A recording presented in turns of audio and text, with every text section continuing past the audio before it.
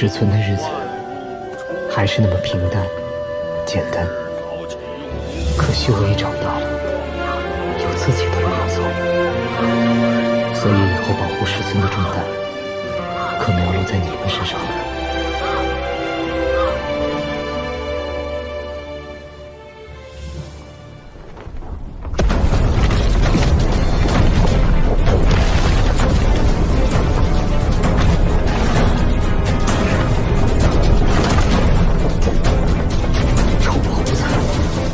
这么重，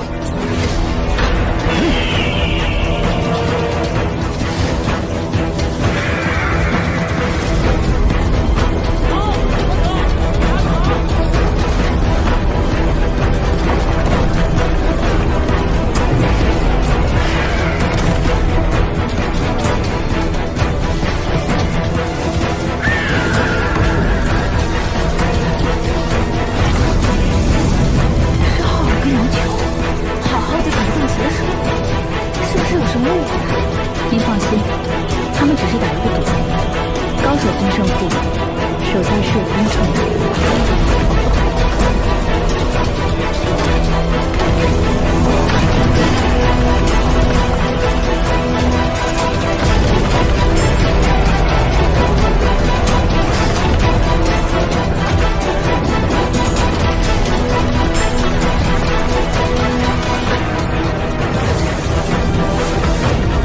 直接肉身相抗，真是了不起。要知道，朱燕肉身极强，尤其是这种金色的异种。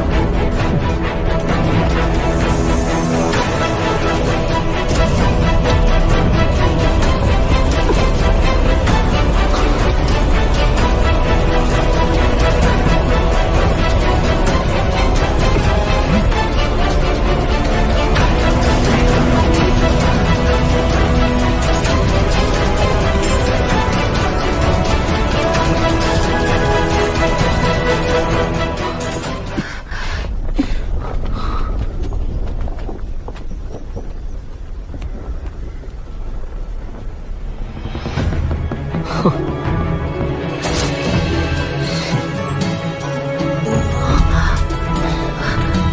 毛球，知道我眼查你完整的72变，还特意变出一个我来，你故意的。喂喂，恶人先告状，你才是变出来的。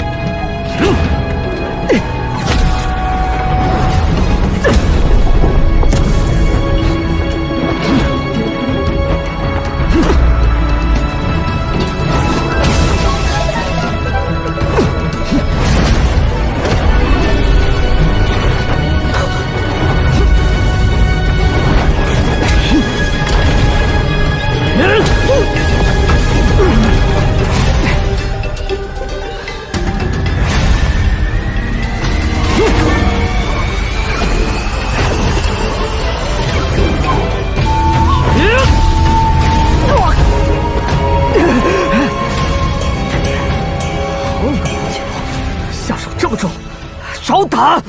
都先住手！浩儿，你没事吧？母亲，我才是真的，他的伤也是变出来的。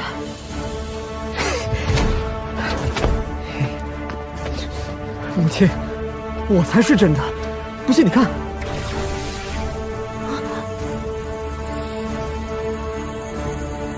母亲相信母亲。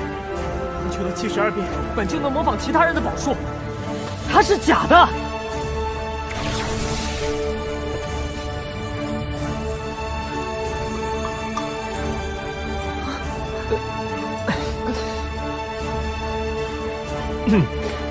宝术可以作假，技艺不能。母亲不记得我成亲那天，被月禅主身打扰了东方花烛夜，新婚之夜你参与了。那这么说，当天伺候月禅，那啥的人，也是你喽？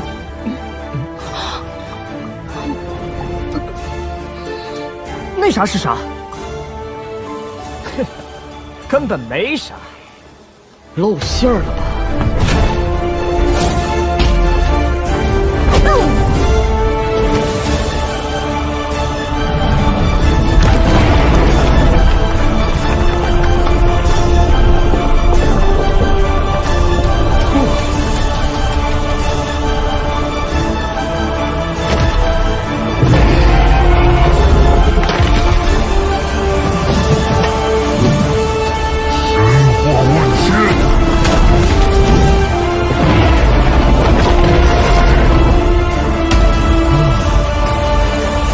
实成自己的天意才好，总是借助重重口实。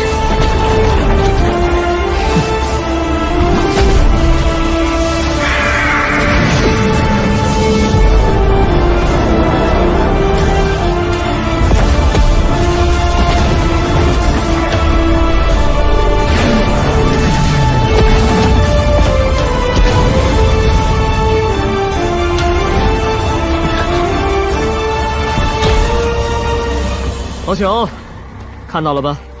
用我的鲲鹏宝术换你完整的72变，你一点都不亏。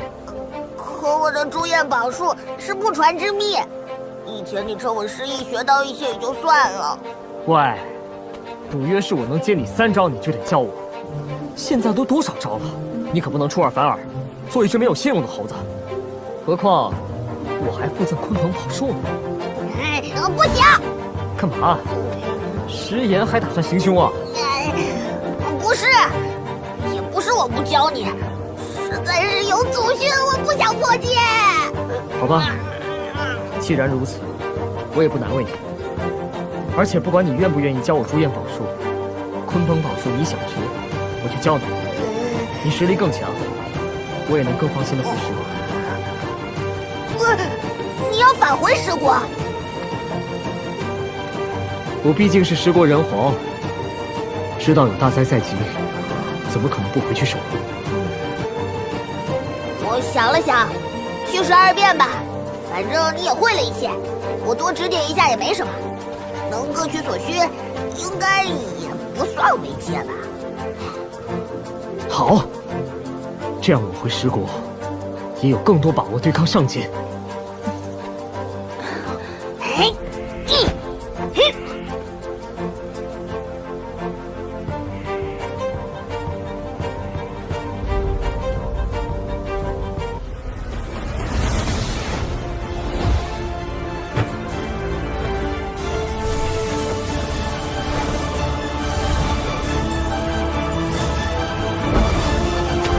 72变施展之时，甚至可以短暂拥有变化目标的特性武神呢。感觉比从日常中学到的阵法术还要详细。考虑到毕竟不完整。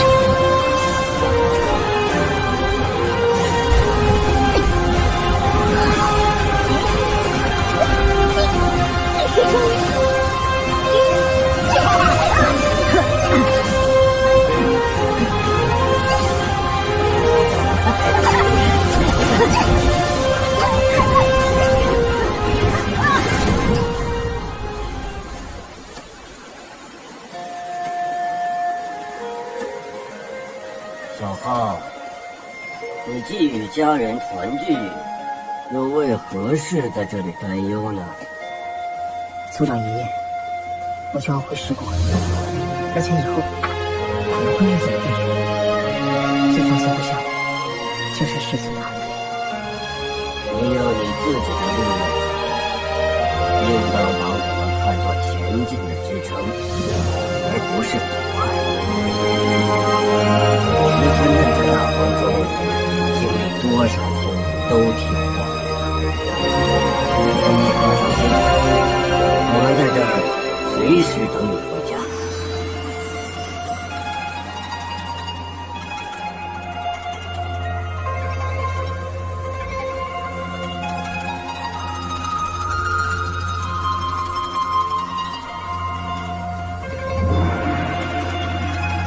父亲，母亲，我突然想到，十国有神灵法阵，只要不是上界巨头亲自来袭，不会有太大危险。可是这里，等柳人离开之后，却需要有人守护。不知父亲母亲能不能替浩儿守护大家？可你要独自面对神灵之战。还有我呢，怎么会是他独自面对？还有我。哎呀呀，还有我呢！我们也是帮小浩，是为长长见识。对，一起去，一起去。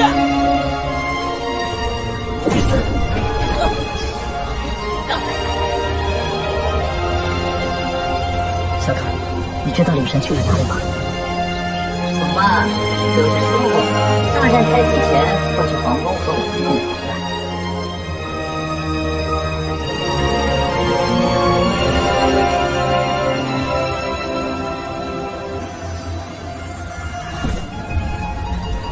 父亲，母亲，保重。儿子长大了，知道不让我的事情，你有一个心里才是。就是这样，我才更担心。若有时像他那样的高手在，都治不好吧？你有根据又有何用？还不如留在此地，免得到时候把血统一分心照顾，这也能让浩儿更为安全。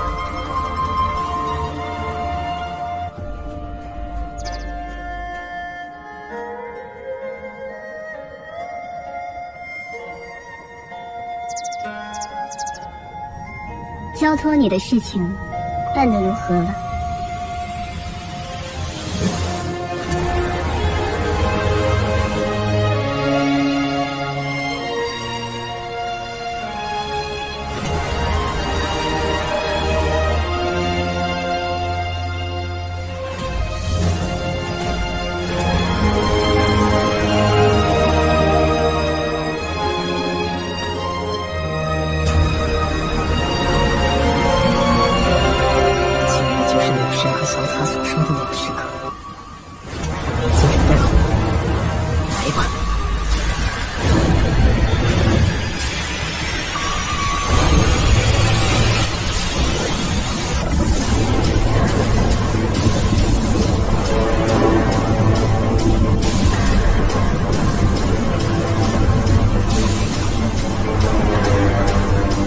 这是我将帮你翻过来了。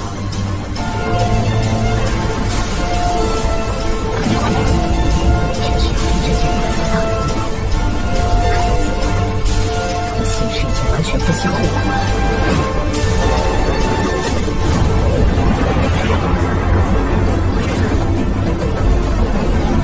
竟有一句话不是。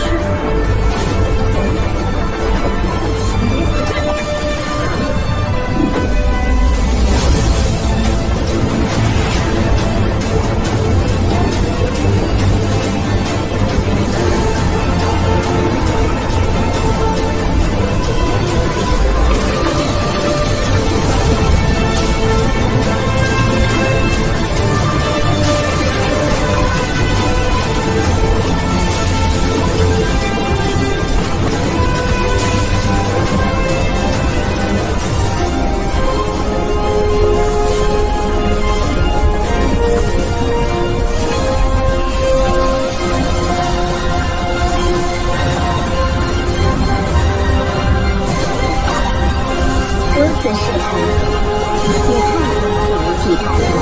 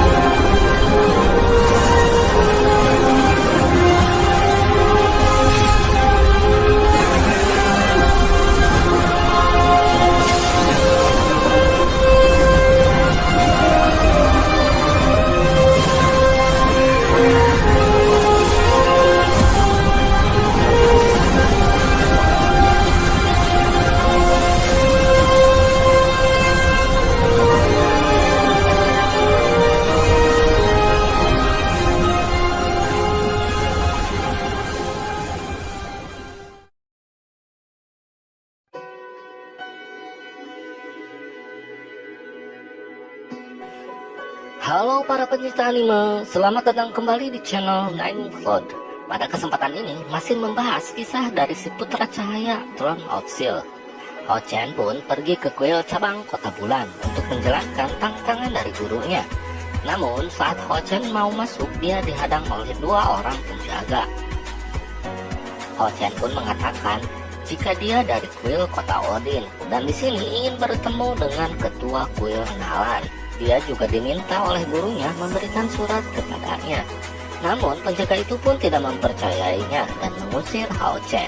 Namun seseorang berambut merah pun datang. Dia mengatakan kenapa begitu keras terhadap anak kecil. Mereka pun memberi hormat kepada gadis berambut merah ini. Dia dengan ramah menyambut Hao Chen dan dia juga akan membawanya pergi menemui ketua Nalan. Dia bernama Li Qin. Hao Chen pun langsung berterima kasih. Dia juga memperkenalkan dirinya. Likin ini dijuluki sebagai Mawar Merah, yang merupakan kesatria wanita paling berbakat, murid langsung dari Ketua Nalan. Diperlihatkan saat mereka masuk sebuah kursi besar yang megah di dalam sana. Hao Chen pun sangat senang bisa melihat semua kemegahan ini. Dengan polos dia pun bertanya kepada Likin apa itu. Likin menjelaskan jika itu adalah tahta segel yang melambangkan kemuliaan tertinggi kuil kesatria. Artefak yang hanya dimiliki oleh kesatria segel tahta ilahi. Setiap tahta memiliki tanda yang ditinggalkan oleh para dewa, dan ini adalah senjata terkuatnya. Dan kesatria tingkat 9 yang bisa dikenali oleh mereka bisa disebut dengan kesatria segel ilahi. Setiap kesatria segel ilahi memiliki kekuatan untuk membunuh Raja Iblis, yang merupakan tujuan akhir dari semua kesatria. Hao Chen pun menanyakan kenapa hanya ada 6 tahta, dan bagaimana kalau tidak cukup. Likin menjelaskan jika kesatria tahta ilahi sulit dicapai, dan hanya ada 3 kesatria tahta ilahi di seluruh aliansi, dan 3 tahta lainnya masih menunggu pemiliknya. Hao Chen pun bertanya apakah kakak juga seorang kesatria. Dia pun menjawab jika dia adalah kesatria tingkat 3. Hao Chen pun sangat senang karena dia belum pernah melihat kesatria wanita sebelumnya. Likin juga mengatakan jika saat melihatnya dalam pandangan pertama waktu itu dia juga menyamar menjadi anak laki-laki untuk menjadi seorang kesatria. Dia pun berkata kepada Hao Chen agar lebih berani dan tidak perlu berpura-pura menjadi laki-laki. Hao Chen pun dengan tegas mengatakan jika dia memang adalah laki-laki. Singkat cerita, Ketua Nalan pun datang menghampiri mereka dan menanyakan siapa gadis kecil ini. Hao Chen pun sangat terpukul karena masih dianggap sebagai seorang gadis. Likin memperkenalkannya sebagai adiknya bernama Long Hao Chen. Dia juga langsung mengatakan jika dia membawa surat untuknya dari gurunya. Setelah membaca suratnya, dia pun sangat kaget sampai-sampai menjatuhkan makanannya. Ketua Nalan sangat kaget karena ternyata Xing Yu mengirim muridnya ke kuil ini. Dia pun menanyakan kabar dari King Yu. Dalam suratnya ada 3 tugas yang harus dilakukan oleh Hao Chen. Pertama, ikut berpartisipasi dalam ujian calon kesatria. Dan diperlihatkan kebetulan ada seseorang juga yang sedang mengambil ujian calon kesatria. Seorang laki-laki paruh baya, dia pun mengayunkan kapak besarnya kepada pilar penguji. Dan dia pun hanya mendapatkan 87 poin dan gagal ujian. Dia pun terlihat sangat kesal dan memukul terus pilar tersebut. Penjaga pun menghadangnya dan mengatakan jika gagal maka datang lagi bulan depan. Dan untuk lulus ujian maka harus mendapatkan 100 poin. Diperlihatkan Hao Chen pun akan memulai ujiannya. Orang itu pun berpapasan dengan Hao Chen. Dia pun malah menghina Hao Chen dengan mengatakan anak kucing kecil pun datang untuk ikut ujian. Likin pun penasaran kenapa gurunya meminta untuk ikut ujian di usianya yang masih muda. Ketua Nalan pun mengatakan jangan meremehkannya, karena Tuan King Yu mengirimnya ke sini pasti ada alasan tertentu. Hao Chen pun mengangkat pedangnya dan mulai berkonsentrasi. Kemudian dia pun mengayunkan pedangnya. Dan pada akhirnya Hao Chen mendapatkan 107 poin dan lulus ujian. Dia pun sekarang menjadi kesatria kuasi termuda dan paling berbakat. Lalu Hao Chen pun membuat rekor baru. Orang yang tadi pun sangat marah dan mendatangi Hao Chen. Dia mengatakan ini pasti ada kecurangan. Dia pun malah berselisih dengan Tetua Nalan. Saat dia mau menyerang, dia pun terpental dengan energi dari Tetua Nalan. Saat dia ingin membalas, penjaga pun mengatakan jika melakukannya maka dia akan didiskualifikasi dari ujian. Dia pun pergi dengan sangat kesal dan dendam terhadap Hao Chen. Hao Chen secara otomatis dia pun telah menyelesaikan tugas pertamanya dari gurunya. Dan tugasnya yang kedua adalah melawan kesatria tingkat 3 selama 15 menit. Likin pun sangat kaget karena kesatria kuasi tingkat 2 melawan kesatria tingkat 3. Likin pun langsung menawarkan diri untuk menjadi lawannya. Dan dia juga ingin menjajal pemecah rekor baru ini. Singkat cerita, mereka berdua pun memasuki arena dan bersiap dalam pertandingan. Likin juga mengatakan jika adik, kamu harus berhati-hati dan tidak akan membuat ini mudah. Pertandingan pun dimulai. Diperlihatkan Hao Chen pun sangat serius menghadapinya. Dia menggunakan teknik pedang putih dan berhasil membuat Likin bertarung lebih serius lagi. Ketua Nalan pun sangat terkejut setelah Hao Chen mengeluarkan teknik pertahanan ilahi yang hanya bisa dipelajari oleh kesatria tingkat 6.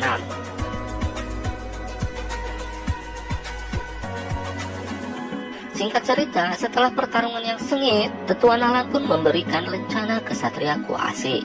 Dia pun akan menyampaikan tugas ketiganya, dan tugas ketiga ini juga akan membutuhkan bantuan dari Likin. Hao Chen dan Likin pun pergi ke Serikat Petualangan Kota Bulan, dan tugas ketiganya akan selesai di sini. Namun saat Hao Chen memasuki tempat itu, tiba-tiba orang yang pernah ditemui di tempat ujian pun menghampiri Hao Chen. Ia mengatakan jika dia lulus dengan cara yang curang. Apakah seorang yang curang layak menjadi kesatria?